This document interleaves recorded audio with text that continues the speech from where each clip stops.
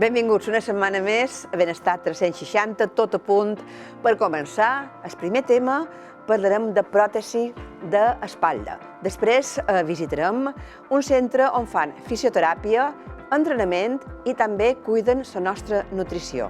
Viatjarem fins a Eivissa per parlar de cirurgia robòtica. I el darrer tema tindrem ocasió d'entrevistar el doctor Ángel Martín, que ens presentarà el seu llibre, que és El dolor está en tu cabeza, no en tu cuerpo. Realment un nou paradigma per tractar el dolor crònic. Benvinguts, començam.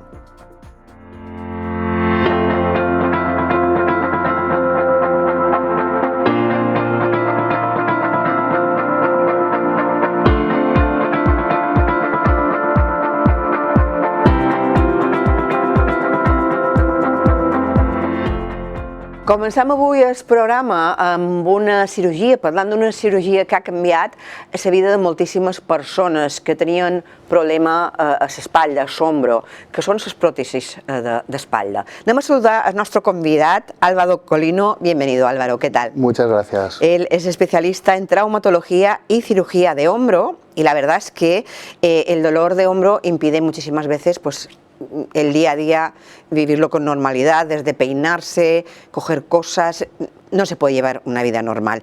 ¿Qué es exactamente la prótesis de hombro y qué problema viene a solucionar? ¿Realmente hacéis la operación y la persona ya puede funcionar perfectamente?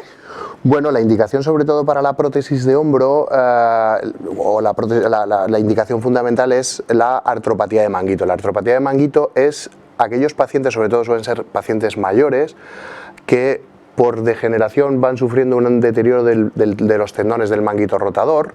Esos tendones se rompen, se retraen, se atrofian y provocan al paciente dolor y pérdida de función. Entonces, la prótesis sobre todo, o la prótesis en la que vamos a hablar, que es la prótesis invertida de hombro, viene a suplir la función de ese manguito rotador que es deficiente, mejorando la función y mejorando el dolor. Que luego veremos estas prótesis que tenemos ya aquí preparadas. Un poco más o menos ya has contestado el perfil, ¿es persona ya más mayor, más hombre que mujer o indistinto?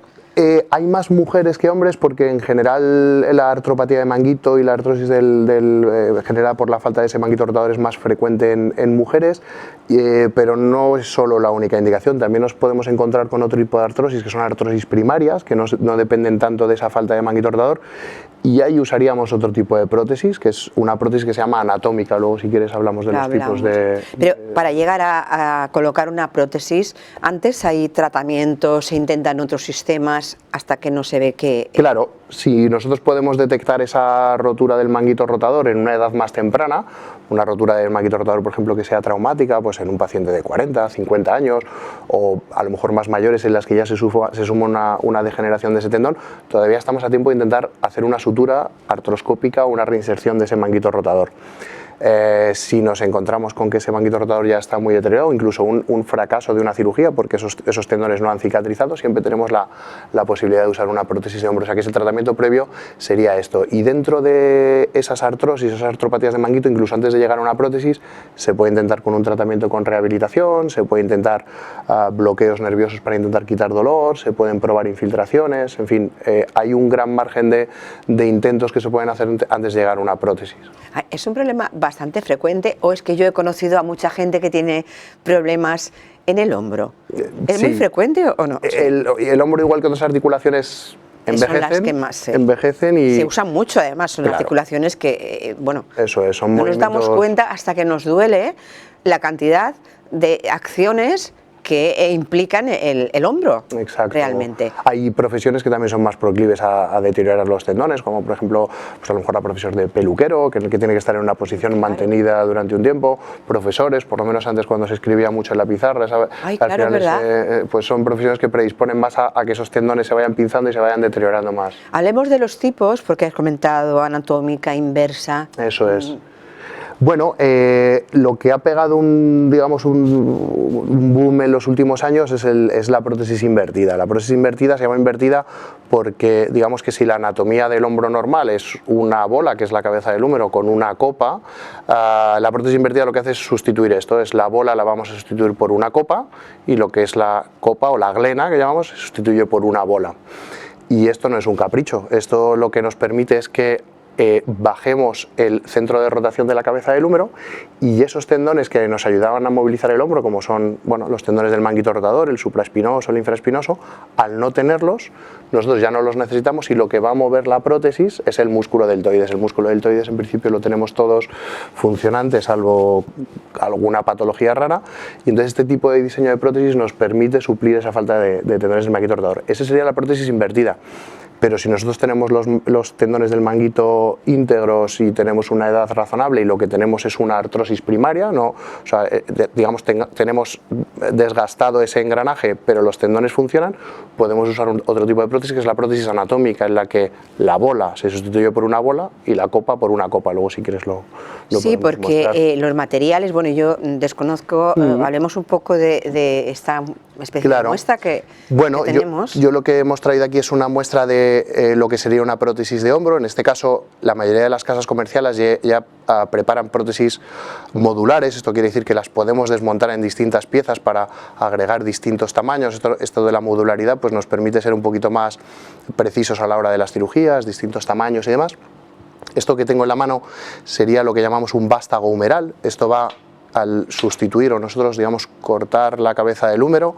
Esto va metido dentro del húmero y sobre este vástago nosotros podemos montar lo que sería una, para montar una prótesis invertida, lo que sería la cúpula, y en el otro lado, esto iría dentro del húmero, y en el otro lado lo que haríamos es montar una metaglena, que es este segmento que tenemos aquí, una metaglena. Esta metaglena va atornillada en el hueso de la glena y sobre esta metaglena montaríamos esta bola metálica, de tal manera que el juego que haría la prótesis sería esto. Con esto nosotros ya hemos conseguido bajar la distancia que tenemos desde el huesecito que hay arriba, que se llama acromion, hasta la cabeza del húmero, y esto permite que el deltoides haga que se mueva esta prótesis.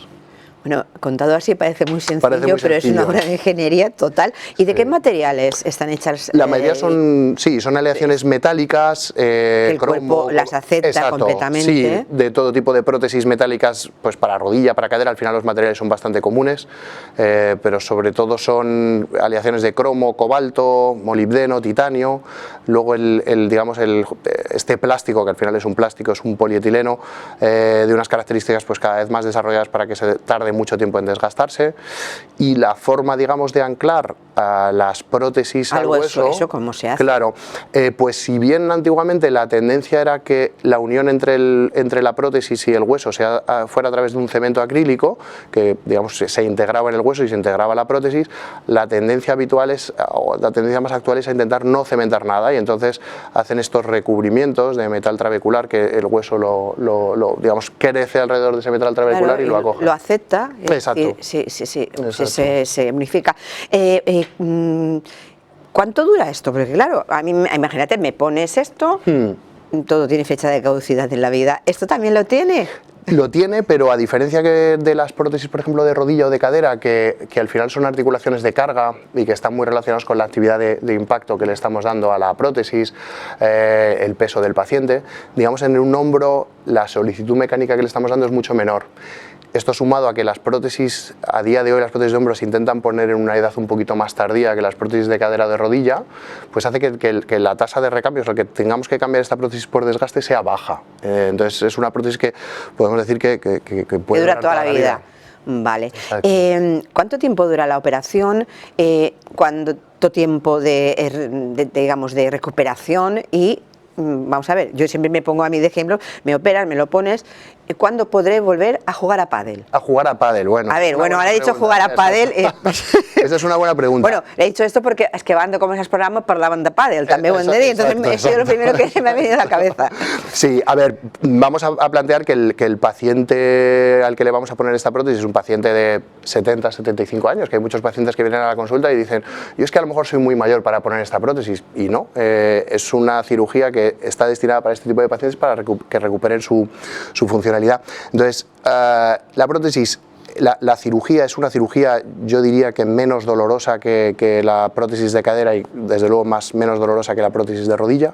Normalmente podemos estar operando al paciente y al día siguiente se puede estar marchando a su casa. No es una cirugía que dura especialmente, casi diría que duele más a veces una sutura, una reparación del manguito rotador artroscópica, aunque parezca que la cirugía es menor, pero el dolor postoperatorio es mayor que poner menos invasiva, pero luego el post es peor, más doloroso. Sí. Y la prótesis, sin embargo, es una técnica que no es especialmente dolorosa, aunque parezca que es una cirugía un poquito más agresiva.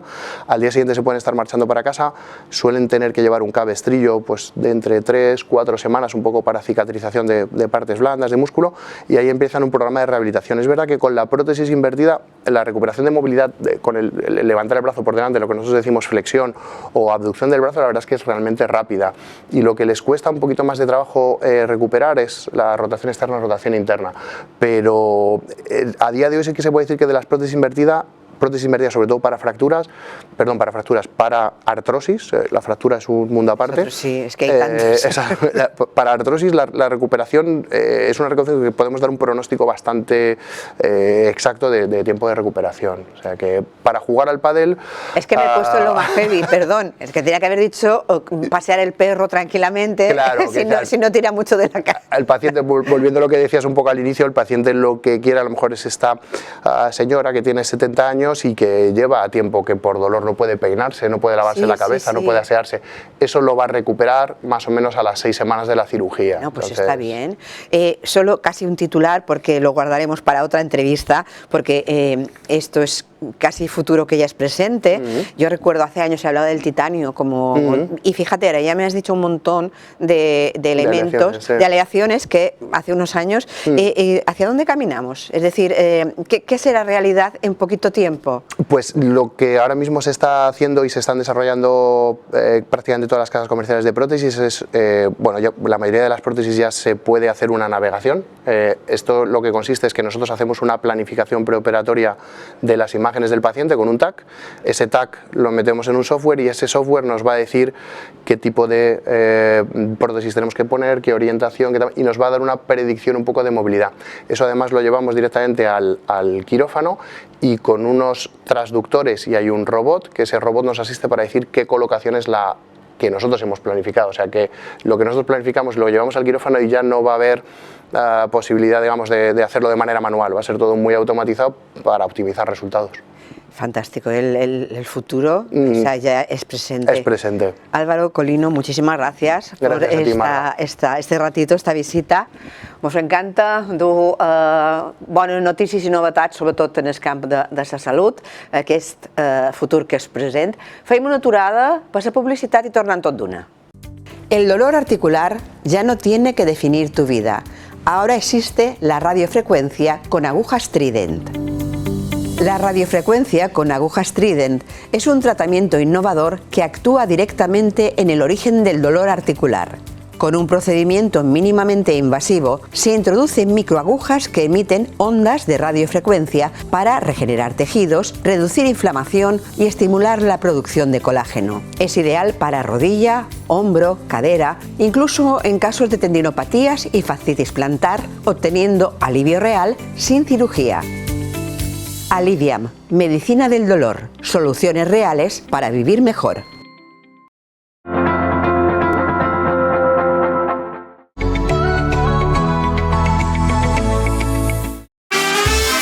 Arriba a Grup 4 la nostra gala de cap d'any. L'objectiu d'aquesta gala de cap d'any és recaptar tot el que puguem per destinar-ho a una ONG. Així és, Rosa, i comptam amb la vostra solidaritat amb aquesta iniciativa de Grup 4. Y este año esa entidad será la Asociación Española contra el Cáncer, organización que trabaja en la prevención, la investigación y el apoyo a los afectados por esta enfermedad.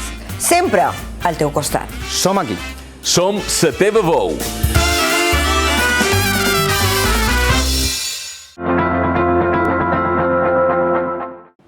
Aquesta setmana un equip de Benestar 360 ha visitat Move Studio Fission, un espai on trobam fisioteràpia, entrenament i nutrició.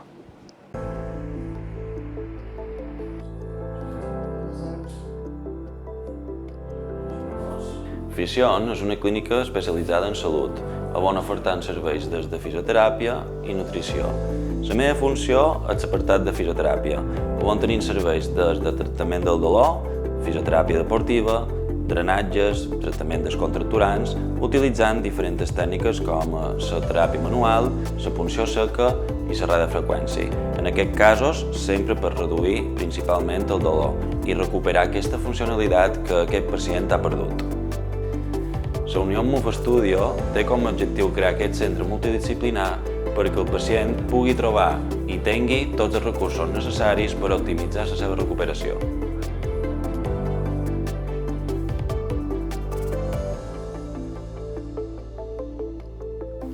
Vàrem fundar Move Studio fa 4 mesos.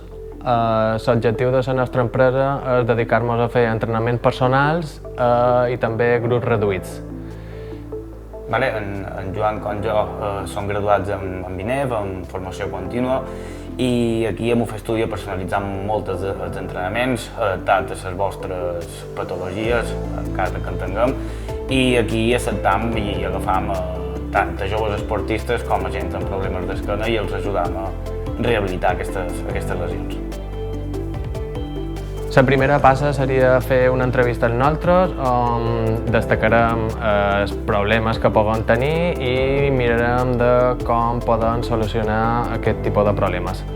La segona passa seria el fet de trobar una compatibilitat horari entre els dos, els dies que fos falta de la setmana, i a partir d'aquí tindríeu una sessió de prova abans d'entrar en matèria per conèixer-nos i valorar vosaltres també la nostra feina des del vostre punt de vista. La tercera i darrera passa seria valorar l'evolució que tingueu damunt de lo que són els entrenaments i anar variant el tipus d'exercicis perquè sempre hi hagi un estímul suficient per generar aquestes adaptacions que us facin millorar. Així com nosaltres duim més a part d'entrenaments, estem col·laborant amb l'empresa de Fission, que és la que s'encarrega del departament de fisioteràpia i nutrició. I animar-vos a que vengueu, a que participeu i sobretot a que ens conteu cap on voleu anar i que disfruteu del vostre canvi amb nosaltres.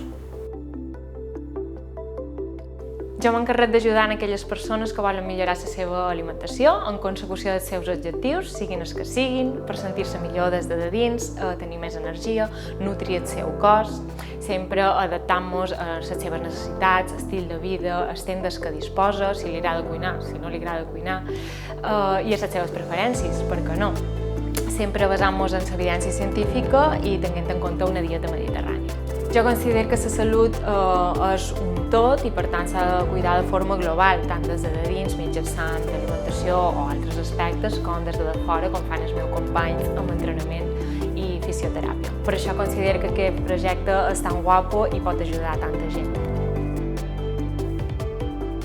El meu objectiu és que els meus pacients aprenguin a alimentar-se d'una forma saludable i equilibrada i així disfrutar del menjar, no viure rodejats de prohibicions i culpabilitat.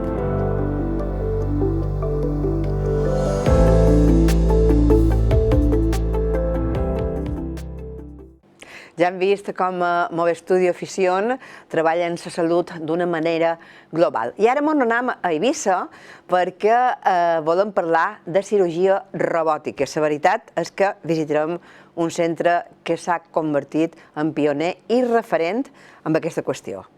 Cuando comenzamos este proyecto en el servicio de cirugía general, el proyecto final siempre fue poder brindar una cirugía más precisa, con menos complicaciones y poder anexar más procedimientos a los que se hacían hasta ese momento.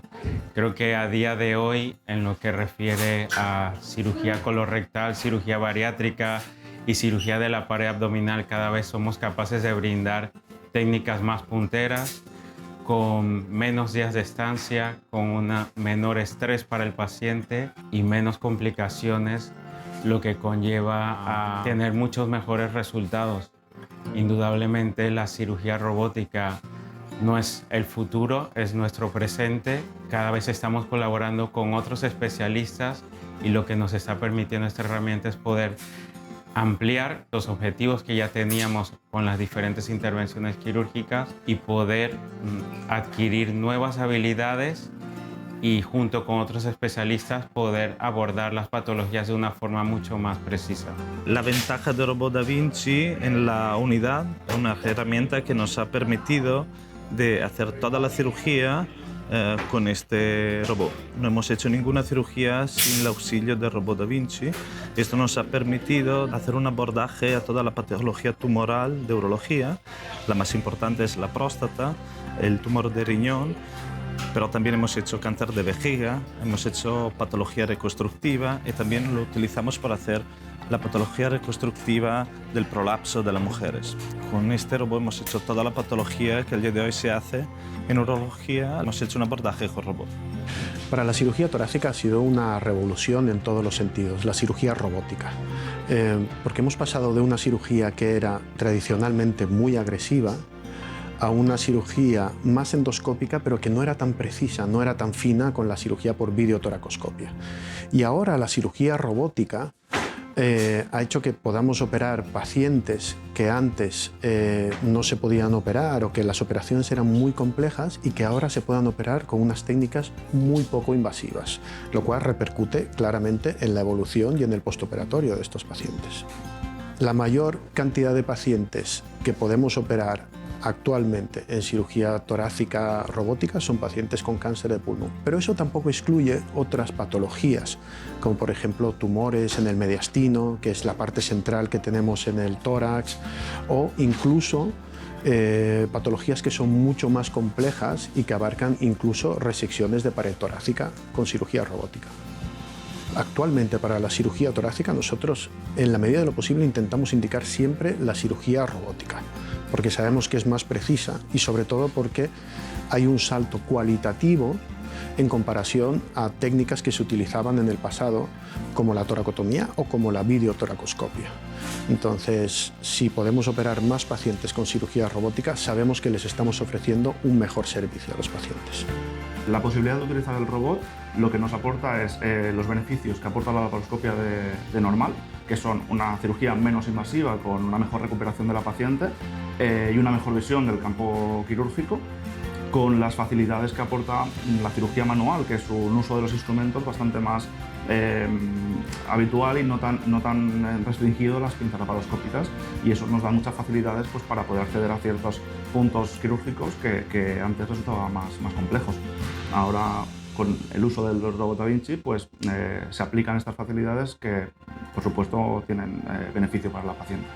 A día de hoy, la cirugía robótica se ha convertido en una herramienta imprescindible de uso diario en nuestro servicio. La cirugía robótica nos permite hacer una cirugía extremadamente precisa y, sobre todo, darle al paciente un estadiaje muy completo de su enfermedad oncológica, lo cual, obviamente, mejora el pronóstico de la enfermedad. Es una cirugía mucho menos invasiva, son cirugías que resultan más cortas al ser más sencillas de realizar y, obviamente, el tiempo de recuperación también se reduce de forma significativa. La ventaja mayor es que la gente de la clínica hoy mismo puede hacer esta tipología de cirugía sin coger un avión, sin marcharse.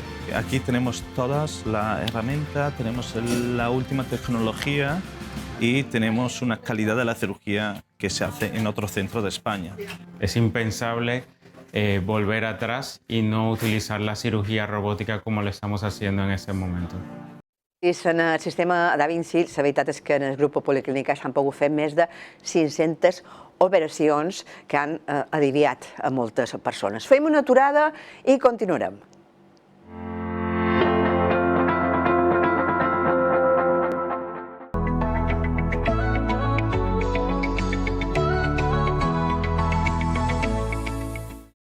Estudia en la Escuela Universitaria ADEMA, Educación con Corazón, por ti y la sociedad. Grados universitarios en Bellas Artes, Odontología y Nutrición. Ahora también en Inglés, Odontología y Bellas Artes. Prácticas en empresas. Alta empleabilidad para nuestro alumnado. Promovemos proyectos sociales. Bienvenidos, apasionados. Más información, eua.edu.es.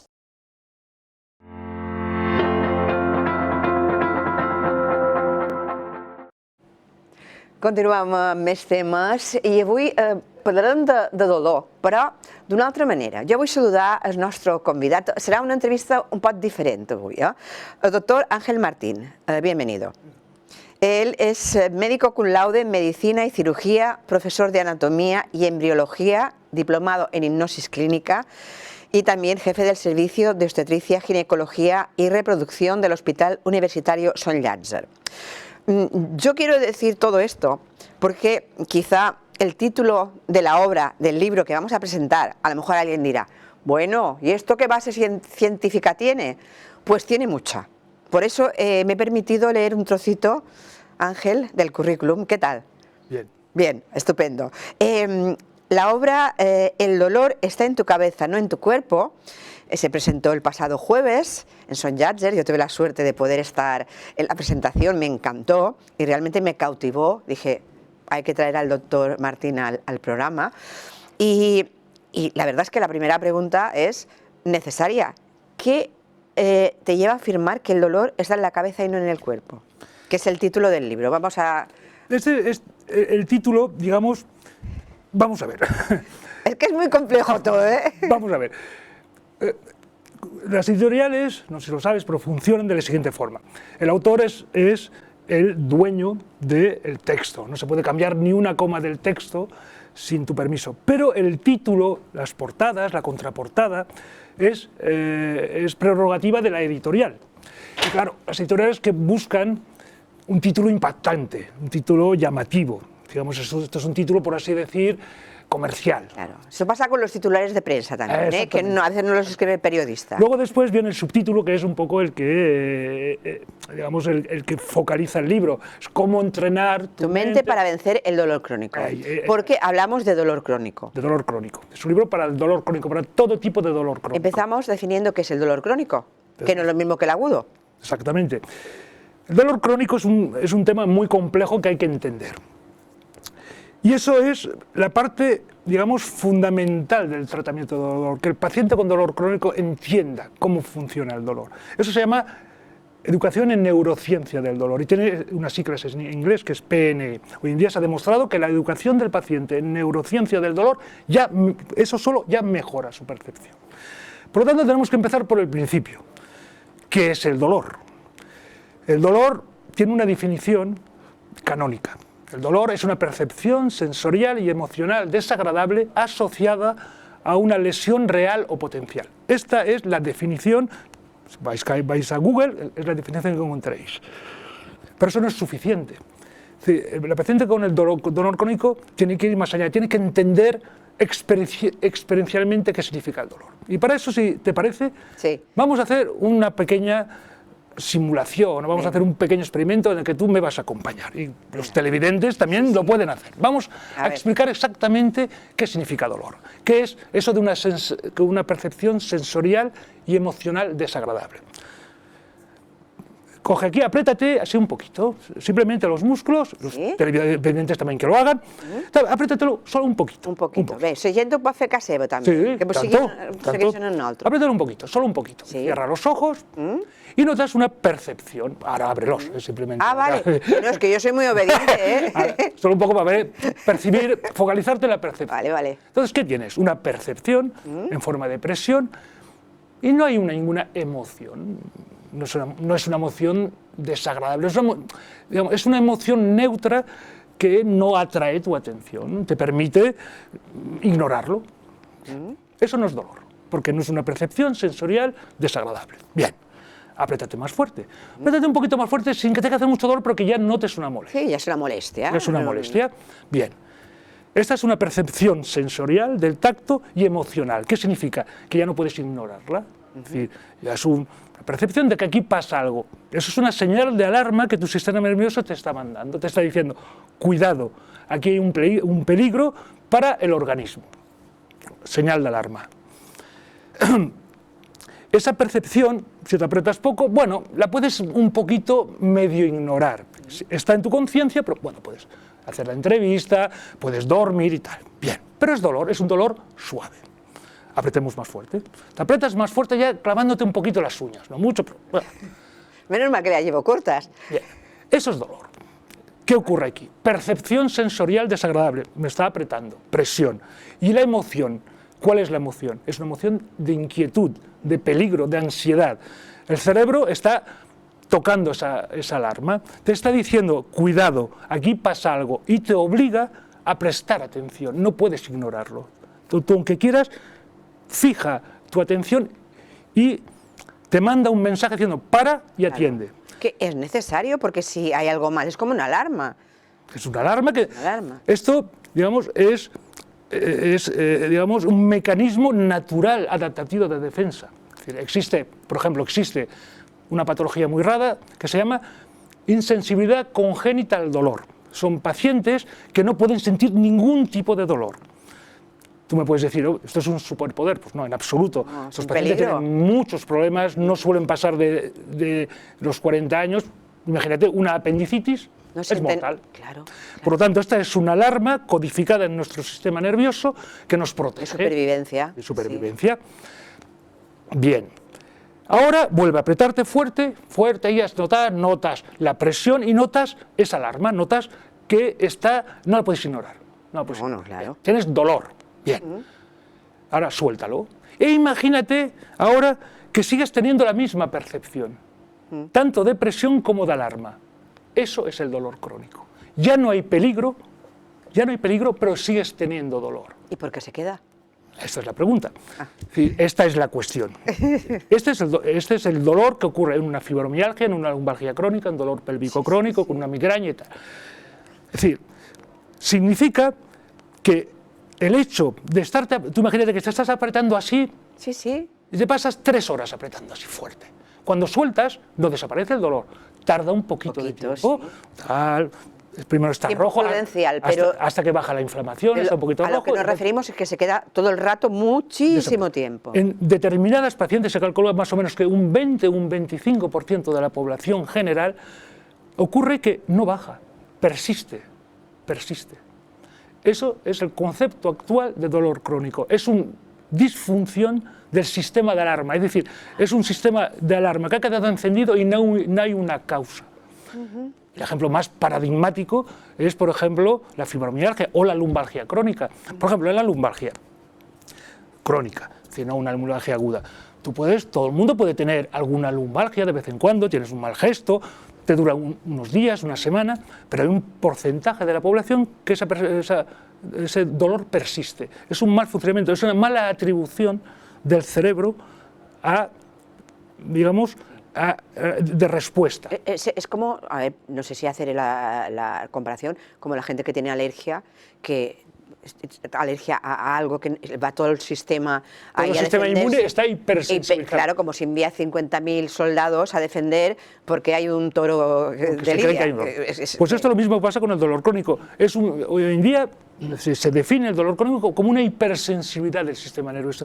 Y esto, ¿por qué ocurre? Por un fenómeno muy característico que es la neuroplasticidad. Es decir, si apretamos mucho, digamos que sí, por la memoria. Tú apretas mucho, tu cerebro interpreta que aquí hay un estímulo que está repitiéndose y por lo tanto lo automatiza. Como automatizas, como aprender Está en guardia siempre. Siempre está en guardia. Como alguien que le han asustado mucho y siempre está pensando que le van a hacer daño. Eso se llama sensibilización central, se sensibiliza. En condiciones normales, en la mayor parte de la población, en el 80% de la población, 75%, esa hipersensibilización baja con el tiempo. El cerebro se da cuenta, hombre, que no hay tanto peligro, y poco a poco esa alarma va bajando. En el dolor crónico esa alarma no baja, se mantiene ahí. Por eso el problema ya no está en el cuerpo, no está en la zona lumbar, está en el cerebro, el sistema nervioso. De ahí el título, el dolor está en tu cabeza, no está en tu mente. Exacto, que no se malinterprete, No, en absoluto. el dolor existe. Es que claro, yo por eso he empezado así en plan heavy, para que quede claro que no es que se dude de que se tenga un dolor, porque hay veces que siempre, no, esto es psicológico. A ver, cuidado, que esa es la salida fácil, que es que lo has explicado, que vamos, más claro agua. Te diré más. Venga. El dolor siempre es real, siempre. No existe el dolor psicológico, no existe el dolor imaginario, no existe el dolor psicosomático. Es que eso no existe. Que mucha gente sí no lo dice, existe, y esto molesta a la gente que sufre. Lo que duele, es decir, la mente, la conciencia no duele, sufre. Tú puedes sufrir ansiedad y tal, pero no dolor. El dolor siempre es físico. Te duele una parte del cuerpo. Sí, pero has explicado que es por la memoria que tiene esa zona. Es que está clarísimo, ¿eh? Entonces, ¿qué propuestas hay para aliviar? Claro, porque aquí es... El dolor crónico es muy complejo. Como tenemos muy poco tiempo, a mí me gustaría que quedara este mensaje. Es decir, lo primero que haces cuando tienes una paciente en la consulta con dolor crónico, lo primero es entender esto. Entenderlo, no solo entenderlo tal, sino interiorizarlo. Claro. Fíjate tú que se está interiorizando, que no hay peligro. Oye, es que me duele la espalda. No pasa nada, no hay peligro. Es que esto ya te descarga emocionalmente. Exactamente. De parte del sufrimiento. Eso ya baja, por eso ya baja. Sí. Por eso la educación en neurociencia del dolor es lo primero. Y ya se ha demostrado que la educación en neurociencia del dolor, que requiere, lo estamos haciendo muy rápido, pero esto... Claro, es que el problema es el tiempo, que tenemos poco y esto merece, vamos, programas enteros. Bueno. Pero primero hablamos de esto y tal, y luego utilizamos técnicas como, por ejemplo, yo en mi libro, la hipnosis. Utilitza la hipnosis. Però la hipnosis de veritat. A veure, jo vull que quedi clar. Quan se sent la paraula hipnosis, pensam en els espectacles. No és això. No és això. Allò és... No vull dir què és, però no és això. És... La hipnosis teatral, el 90% es truco y el 10% es realidad. Es decir, esto es hipnosis clínica. Es una intervención terapéutica que está totalmente validada por la ciencia, totalmente, y se utiliza para ansiedad, depresiones. Y fíjate tú que precisamente en el dolor es donde más efectividad tiene, más que en la ansiedad, más que en el dejar de fumar, más que para la pérdida de peso. Es decir, pero es una herramienta, fíjate tú, no es entrar una paciente en trance, es una paciente en un estado de relajación, pero con un objetivo muy específico, que es que el paciente pueda, digamos, coger un poquito de perspectiva, separar un poco esa atención del dolor en ese estado mental, lo llevas al paciente a observar su dolor. La percepción sigue estando ahí, pero ya no está el componente ansioso, la alarma la has apagado, y eso hace que baje completamente. Lo ve como un espectador. Exacto, y eso dice, no, ya no me duele tanto, y puede describir, no, lo he sentido, lo veo como tirones de un color y tal. Evidentemente eso, mejor, el 70-80%, y yo diría mis pacientes el 90% en una primera sesión ya baja su nivel de dolor. ¡Ey! Aquí ha pasado algo. Pero eso no te va a curar, porque simplemente en cuanto se van, vuelve otra vez. Tú no, digamos que lo has distraído, pero no has roto esas conexiones. Para romper esas conexiones defectuosas que se han formado, yo les digo, mira, tu cerebro ha practicado el dolor, ¿cuánto tiempo? 10 años, y lo has practicado cada día. Claro. ¿Qué tienes que hacer ahora? Esto, tienes que practicar esto cada día, es un proceso continuo de práctica y tal, y poco a poco esa sensación va bajando. Ese es un poco el objetivo de la hipnosis y meditación y técnica de meditación. ¿Y puede combinarse con otros tratamientos, con fármacos mientras, o es decir, con el tratamiento convencional? Porque normalmente cuando tienes dolor, pues te dan fármacos, es decir, no se busca el origen, o no, cada vez más, y yo cada vez estoy contenta porque cada vez he tenido la suerte de tener doctores que buscan esa línea ya de ir, pues ¿por qué lo tenemos? No tapar, como meter la suciedad debajo de la alfombra.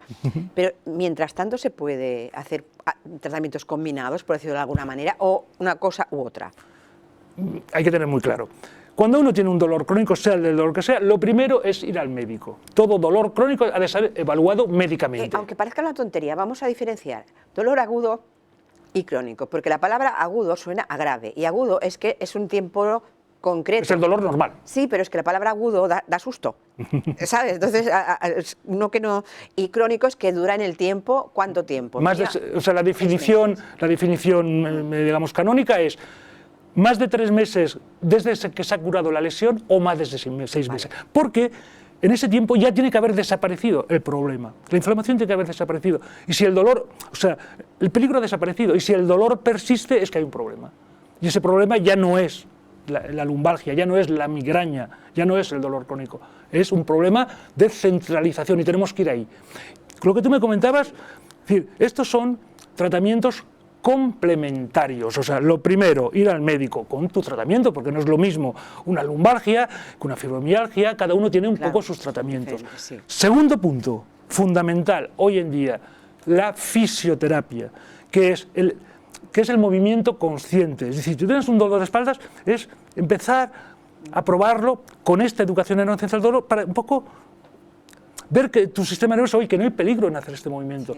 O en la migraña, ¿no? En la migraña vas viendo que, bueno, el estrés te lo ha generado, pero que no se te va a romper nada, que aunque parece que te esté pulsando, no se te va a romper. Eso ya, la fisioterapia, eso te ayuda. Y la tercera parte, que es fundamental, es la psicoterapia. Los pacientes con dolor crónico son pacientes muy vulnerables, que llevan muchos años. El dolor crónico genera ansiedad, depresión, problemas familiares. Tristeza, y necesitan, digo, todos mis pacientes van al psicólogo, pero no es porque el dolor esté en su cabeza, porque es para que les ayude a tratar las consecuencias psicológicas del dolor. Porque si no, una vez que el estrés es gasolina para el dolor. Entonces, el psicólogo le da herramientas de enfrentamiento. Todo esto, en este conjunto, ahí metemos la hipnosis y la meditación para ayudar, porque el dolor crónico es muy complejo. Y podríamos hablar programas y programas. Bueno, sí. Me quedan pendientes muchísimas entrevistas, porque yo cuando estaba preparando esta, que bueno, sí, yo a veces tengo entrevistas que las preparo, pero luego no leo el guión, porque es tan bonito lo que escucho que es un ente vivo este tipo de entrevistas. Estamos por el capítulo 1 ahora. Pues, bueno, entonces tenemos para... Tenemos 15 capítulos. Pues yo agradezco muchísimo este ratito, Ángel Martín. Enhorabuena por el libro, la verdad es que es un placer. Lo he empezado a leer, todavía no lo he leído del todo, no he tenido tiempo, fue el jueves y el fin de semana no tuve tiempo, però enhorabuena, moltíssimes gràcies. Gràcies a ti. I nosaltres ara on hem d'anar, però tornaré la setmana que ve aquí, a Benestar 360. Passin una bona setmana.